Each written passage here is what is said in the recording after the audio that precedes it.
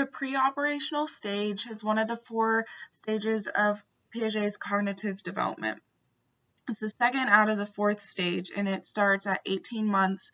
It goes to about 5 or 6 years whenever kids start beginning thinking concretely. So in this presentation, I'm going to introduce what the pre-operational stage is.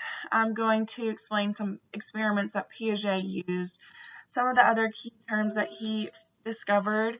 I'm going to connect a personal experience to the test that I would like to prepare for the pre-operational stage. I hope you enjoyed this presentation.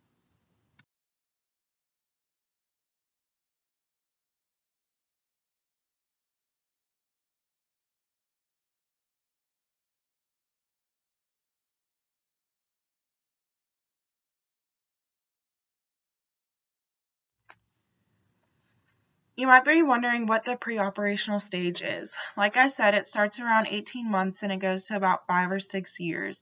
This is a stage where a kid can now enter a thought that he is apart from the world, that himself and the world are 2 different things.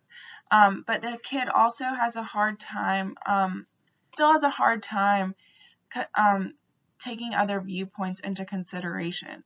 It still is only thinking from its point of view. And I just explained egocentrism. Other parts of the pre-operational stage that Piaget addresses is that kids still can't really think logically.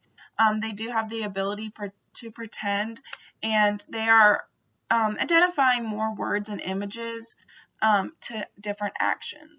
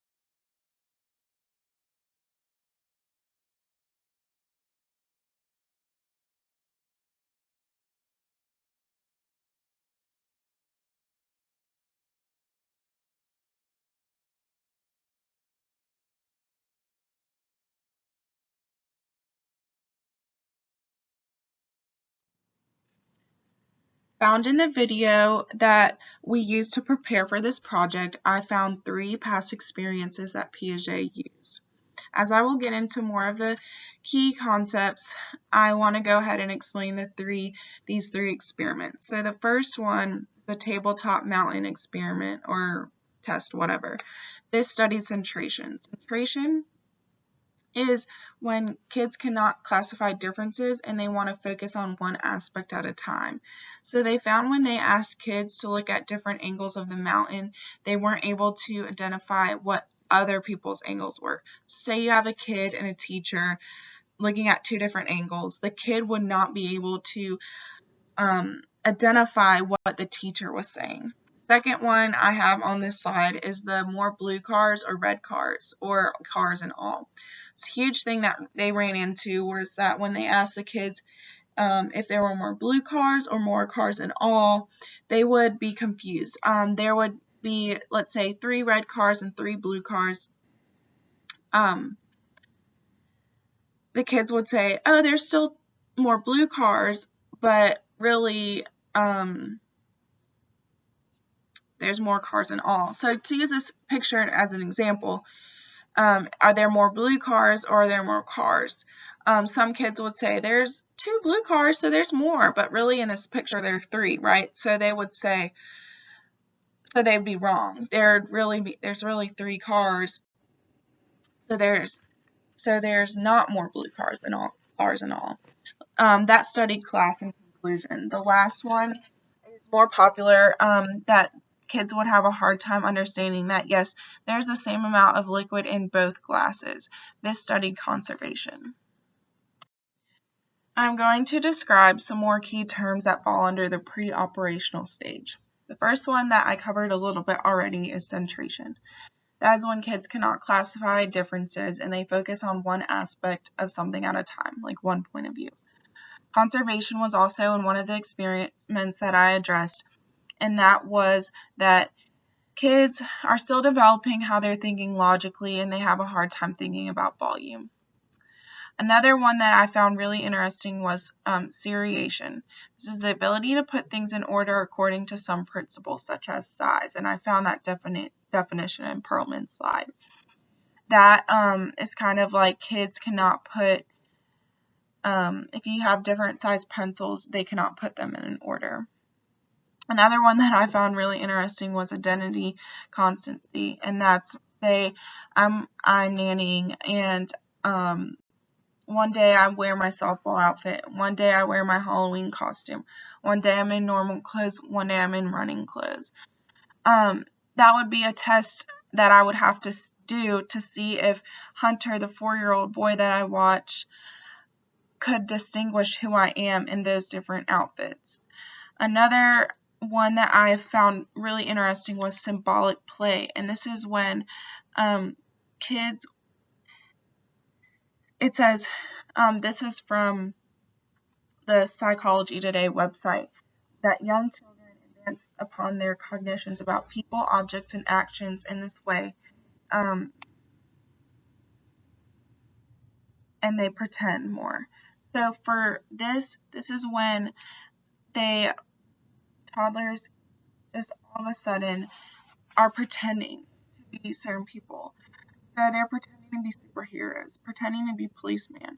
This is something I found interesting because when I do babysit Sam and Hunter, they dress up a lot. And a lot of times they're like, oh, I'm so bored, I don't know what to do. And all of a sudden, they get on their costumes and they're running around playing town, impersonating all these different people. So I definitely see this in this stage of, like we talked about, 18 months of age to 5 to 6 years, because they fall under that category. Another one that I see with them is symbolic representation. This is the from Simple Psychology website as well.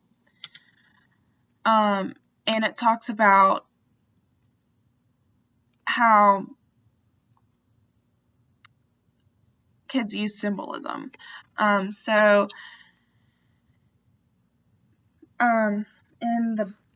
our book, it talked about the cross and how kids can look at a cross and determine a relationship between what that is. So that's starting to begin in the pre-operational stage.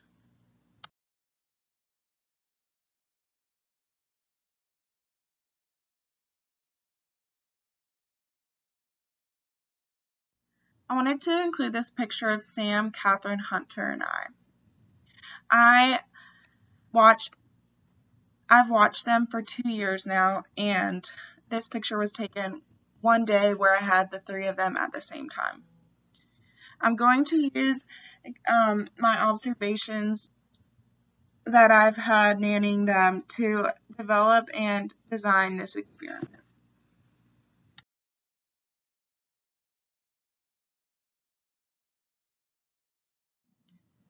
One thing I'm I've observed nannying Sam, Hunter, and Catherine is that they all have some type of object that they're attached to. I decided to consider the topic of animism in this project because I know that kids do have this belief that intimate objects do have human feelings and intentions. So other definitions of animism would be that children tend to refer to inanimate objects as if they have lifelike qualities and are capable of action. They believe that everything has a life and that toys that they love do have emotions, motives, intentions, thoughts, and desires. And this is part of the pre-operational stage. So I'd like to take into consideration the objects that Sam, Hunter, and Catherine are attached to and really prove this term and really look into the differences at each age with attachment, and because Hunter is younger than Catherine. So I'd like to see, how much interaction does Hunter have with his blanket rather than Catherine has with her ballerina? And how does Hunter act intimately with his blanket, and does Catherine act intimately at all with her blanket? So really, it's all to prove this statement of animism, and if they really do believe that they have feelings and human-like intentions.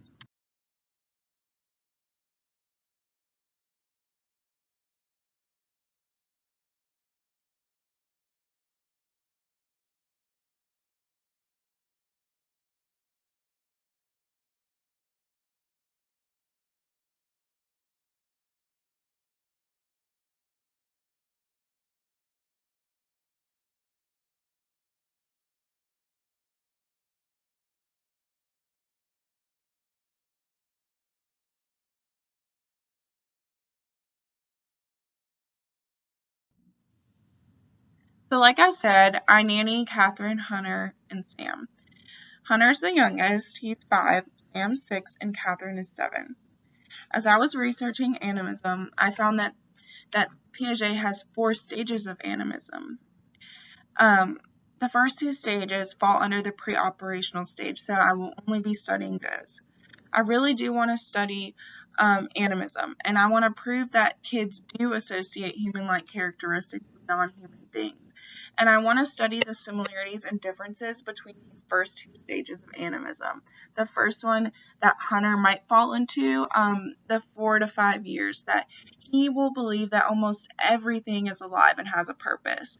Now, Sam, he might fall under this, or he might fall under the second stage, that only objects that have a purpose, only objects that move have a purpose. And I'm going to assume that Catherine will fall under this same stage, that only objects that move have a purpose. So I'd like to go about my test by observing them and interviewing them.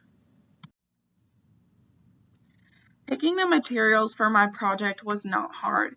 As I've watched Catherine, Hunter, and Sam for 2 years, I already can identify the objects that they are attached to, that they have strong relationships with. Hunter has a blanket. His blanket has many different names. The most common one is Tay Tay. It's a brown blanket. It recently ripped in half. We've had many, many situations where he's left it somewhere and I had to take it back to him, or we had to drive to get it very urgently because he needs to have his blanket with him. Sam, I picked baseball cards for him. Sam also has a blanket, but I wanted to look at a different type of toy. Sam loves his baseball cards. He wants to buy them all the time, and he wants to take care of them and really start up this collection. Catherine has many stuffed animals, and I picked a ballerina in this project so we could talk about the movement of the ballerina and what the movement does to serve a purpose. Those really 6 materials, because I will be needing to observe Hunter, Sam, and Catherine, and I will be needing to observe their blanket, baseball cards, ballerina, are the main materials I will be using. I'll also need a notebook to take notes of my observations, and I will need to print the scoring sheets that I've made to take notes.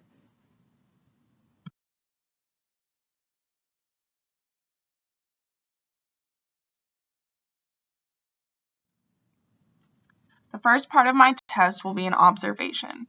I want to observe Catherine, Hunter, and Sam and their objects at 4 different times. I want to observe them before they go to bed. I want to observe them when they wake up, before they leave for school, and when they get home from school. I want to observe interaction between them and their object, and I want to observe the animism. So I want to see, is there interaction with feelings? Is there interaction with actions? And so forth. I really want to see if there's purpose in this relationship.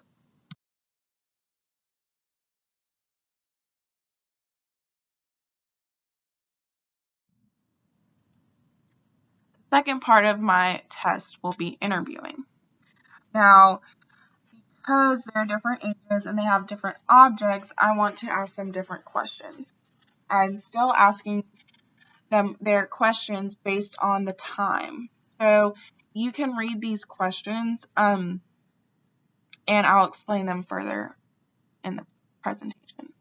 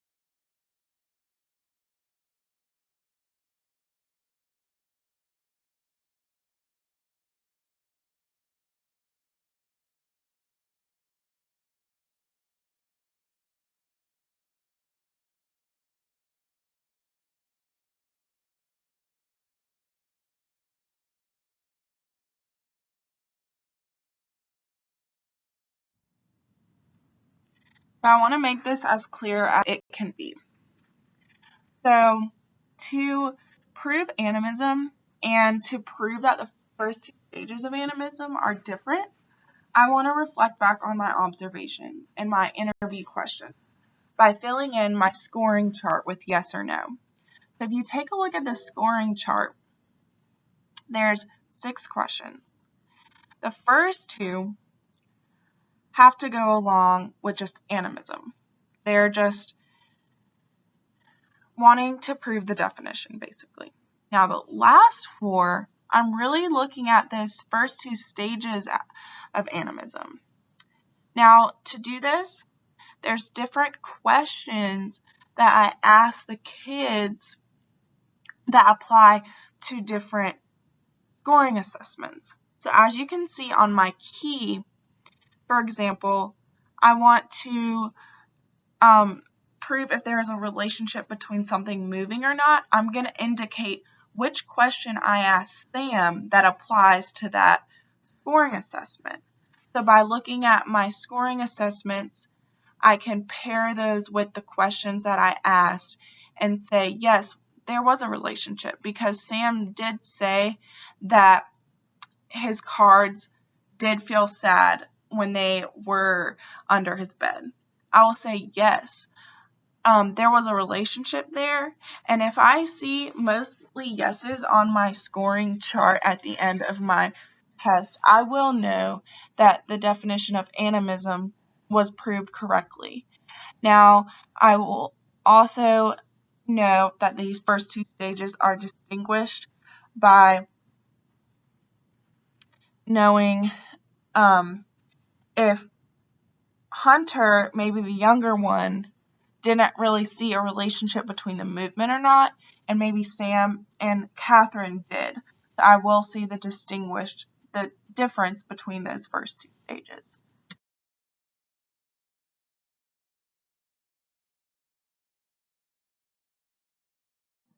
I'm just going to explain this a little bit further in case my previous explanation wasn't good enough.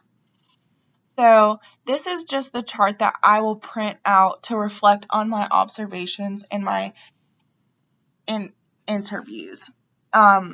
Kids will not see this, and this is the beginning product. This is not the finishing product.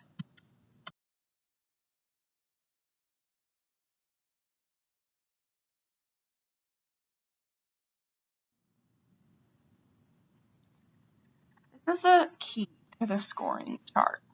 So you will see on the top that these first two questions, did the child show an intimate connection? And based on the scale of never, rarely, sometimes, and frequently, how much did the child interact with the object?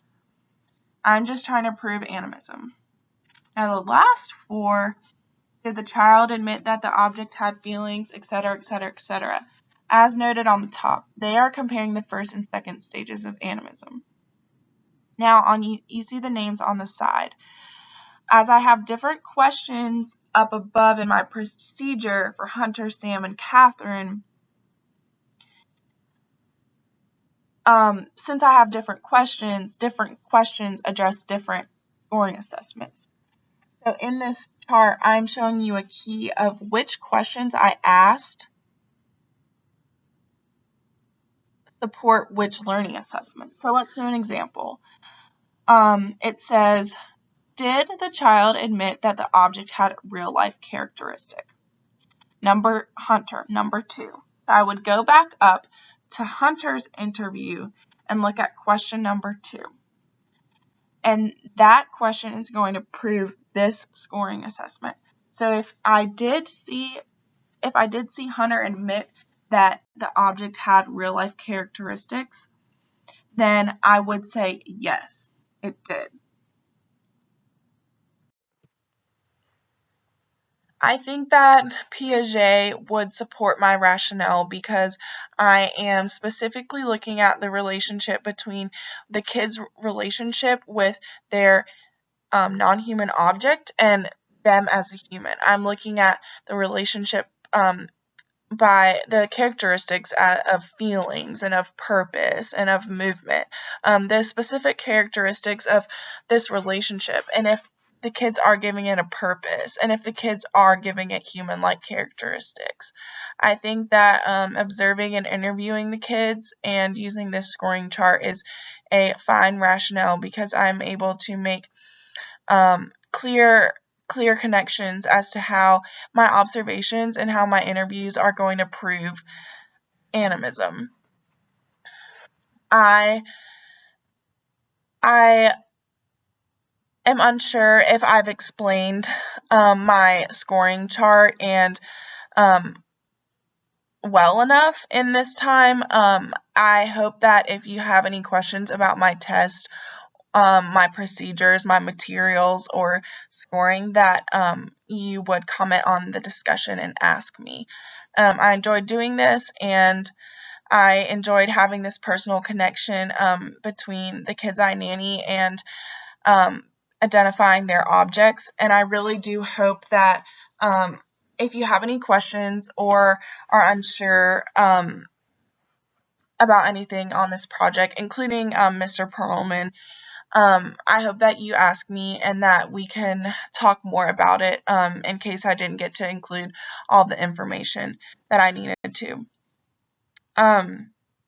Yeah, I had a great time doing this, and I look forward to looking more at theories and how they can be tested, and I do think that making my own design really helped me learn more about the theory.